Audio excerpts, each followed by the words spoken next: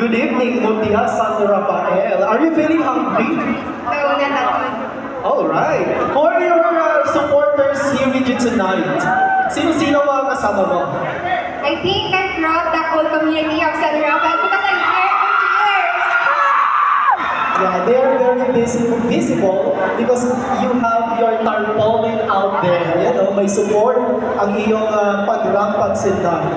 And I will be asking you a question which I also asked Esperanza East and Esperanza West. I will repeat the question twice so you may focus more and construct better answer. Are you ready? Here is the question. The municipality of Aurora is generally an agricultural community with its major products such as rice, corn, calamansi, and vegetables. As a youth, how will you encourage the young people to venture in farming and agricultural jobs? I repeat.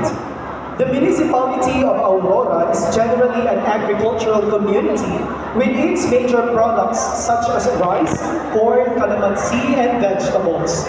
As a youth, how will you encourage the young people to venture in farming and agricultural jobs? In our predominantly agricultural community, fewer individuals are pursuing farming due to its perceived lack of financial recognitions. As youth, it is crucial for us to advocate agriculture because of its long-term benefits to individuals, communities, and environment. Yet, surface level of effort is not enough. We must actively urge our government to prioritize agriculture. This includes to create a policy that support incentivize farming. By doing this, we can elevate agriculture the same level as other professions, demonstrating that